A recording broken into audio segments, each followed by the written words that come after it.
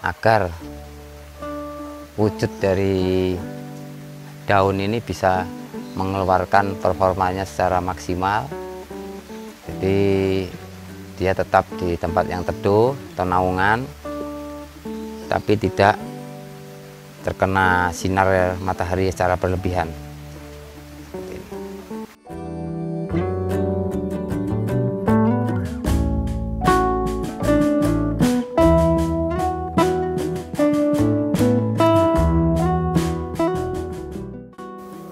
Anthurium, salah satu jenis tanaman hias ya, yang memiliki banyak ragam dari keindahan bentuk, warna, juga keindahan dari bentuk daun yang masing-masing memiliki perbedaan satu sama lainnya ya. Masih menjadi salah satu tanaman favorit bagi para pecinta juga kolektor tanaman. Kita akan memberikan ulasan, uraian tentang seputar anthurium, yaitu masalah perawatannya atau pemeliharaannya.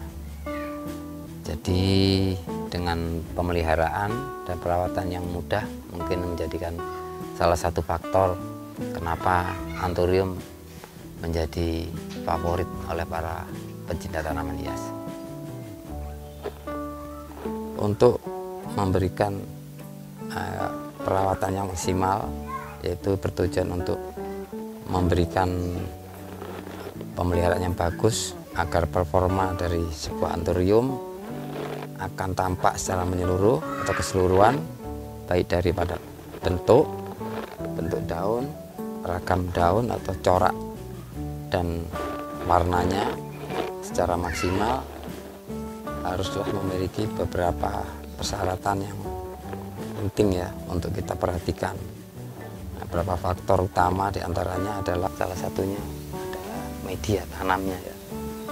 Jadi di mana ini sebuah media untuk anthurium diperlukan suatu unsur, yaitu pertama itu kelembapan dan poros ya. Kelembapan itu bisa diukur melalui kelembapannya dengan cara kita menusukkan batang dahan atau ranting ya.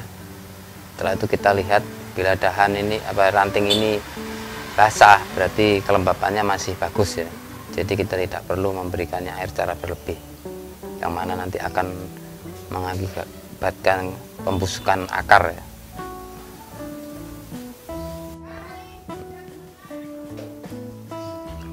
Jadi inti pada sebuah media tanam yang wajib dimiliki yaitu adalah dia tidak akan menyebabkan sebuah genangan air, yang mana pada waktu dilakukan penyiraman, baik itu pada tanaman yang diletakkan di indoor maupun outdoor, itu syarat yang terpenting yang harus diperhatikan.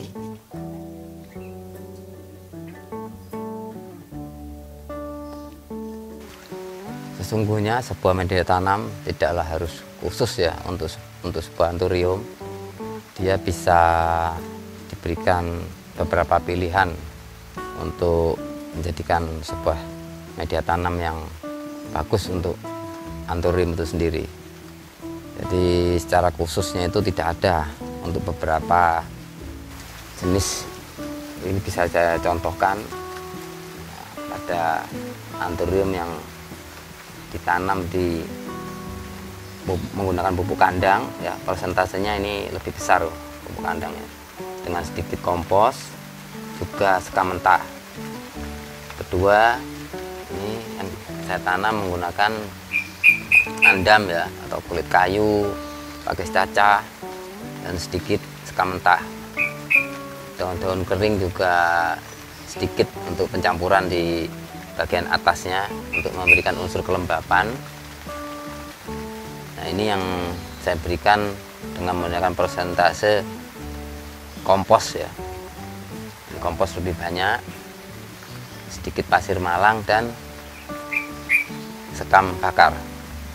Yang terpenting dari sekian banyak unsur ini memiliki sifat poros dan memberikan kelembapan. Bahkan untuk sebuah pembibitan ya, kita barangkali ingin memperbanyak, ini saya berikan contoh yaitu menggunakan sphagnum moss ya, atau bisa kita campur dengan andam. Nah, ini dia sudah mengeluarkan tunas barunya di sini. Ini cukup memberikan kelembapan yang sangat baik. Unsur yang terpenting di sini adalah, saya tekankan lagi, yaitu inti dari sebuah media tanam untuk anthurium itu yaitu poros dan memiliki unsur kelembapan. Faktor terpenting berikutnya yaitu penempatan ya. Fungsinya yaitu untuk memberikan pencahayaan yang tepat agar wujud dari daun ini bisa mengeluarkan performanya secara maksimal, yang mana permukaan ini akan terlihat seperti hologram ya, karena velvetnya ini akan tumbuh dengan baik bila dia terkena cahaya yang tepat, yaitu tidak berlebih ya, cukup dengan terkena sinar matahari di waktu pagi saja. Jadi dia tetap di tempat yang teduh atau naungan, tapi tidak terkena sinar matahari secara berlebihan.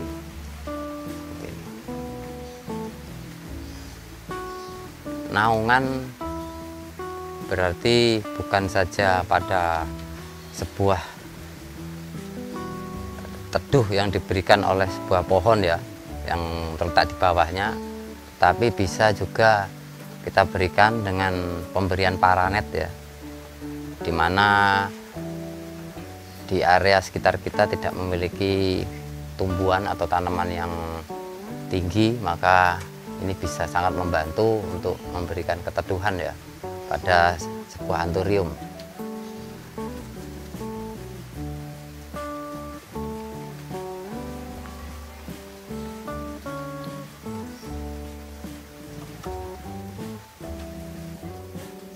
Peletakan yang kurang tepat akan memberikan pencahayaan atau sinar matahari yang berlebih, akan mengakibatkan terbakarnya daun ya. Nah, seperti ini. Nah, juga menghambat pembentukan helai daun ini akan tumbuh dengan sebagaimana mestinya ya. Sebagaimana mestinya itu dia akan tampak paling tidak seperti ini. Selain bentuk daunnya sempurna, juga velvet yang keluar juga akan tampak lebih berwarna gelap ya, dan daun akan lebih tebal.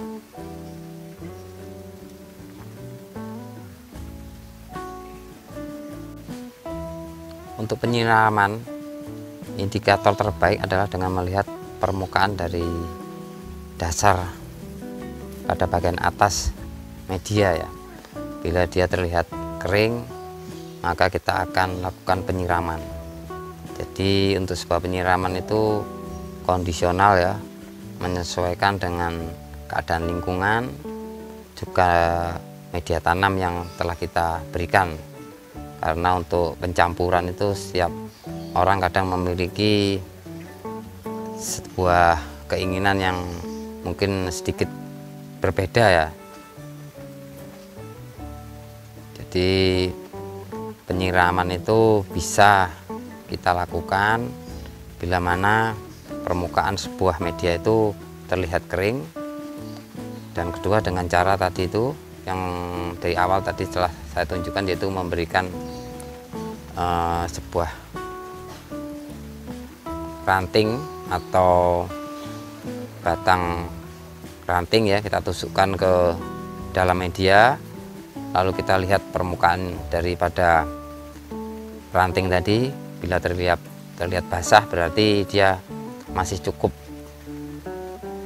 menyimpan air dan tidak perlu diberikan lagi penyiraman.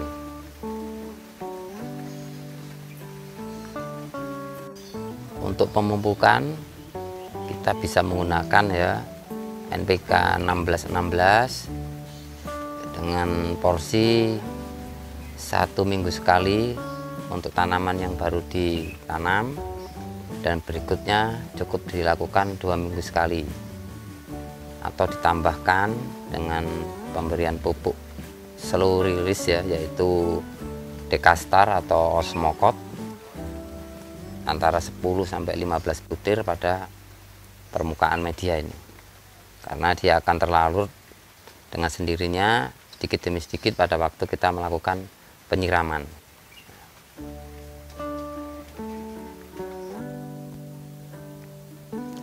Faktor terpenting berikutnya atau faktor yang terakhir ya, yaitu pengecekan ya. Fungsinya adalah untuk pengendalian hama atau penyakit ya. Barangkali pada sebuah tanaman ini dia memiliki hama yang mana kita tidak mengetahui keberadaannya, karena setiap hama itu juga tidak selalu berada di permukaan, tapi juga berada di bawah helai daun ya. Hama yang sering mengganggu anthurium itu salah satunya yaitu semut ya, cacing, juga laba-laba merah atau spider mite ya. Nah, bila untuk pengendalian hama yang berada di media yaitu semacam semut dan cacing, kita bisa memberikan campuran ya pada media, yaitu pemberian furadan ya. Kita campurkan pada waktu kita memberikan unsur campuran pada media itu sendiri sebelum tanaman ini kita terapkan di dalamnya. Sedangkan untuk hama ya, penyakit yang ditimbulkan oleh hama itu sendiri yang terlihat pada tajuknya, salah satu contohnya yaitu tadi itu spider mite ya, atau laba-laba merah. Itu dengan cara kita memberikan atau mengusap helai atas maupun bawah helai daun ini dengan menggunakan lap basah ya, yang kita celupkan pada air yang kita beri campuran insektisida ya, atau antrakol. Jadi itu salah satu pengendalian hama yang bisa kita lakukan untuk memberikan performa pada sebuah anthurium agar daunnya ini terlihat sempurna dan cantik seperti ini ya.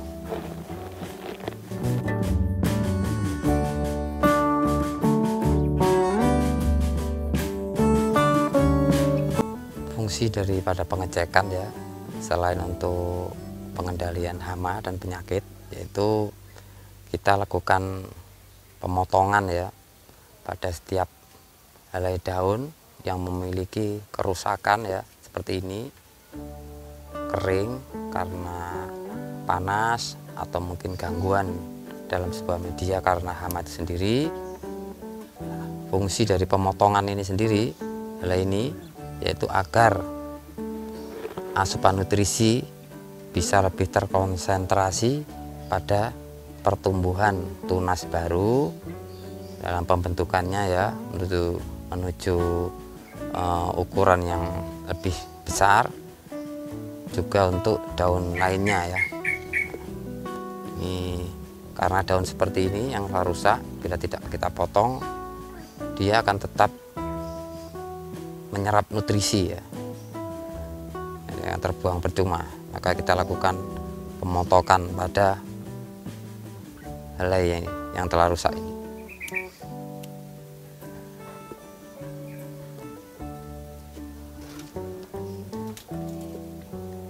Jadi semua faktor ya penting tadi itu tujuannya yaitu untuk memberikan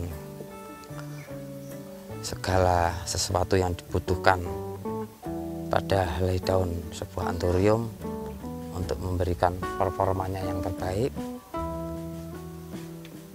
dan akan terlihat lebih cantik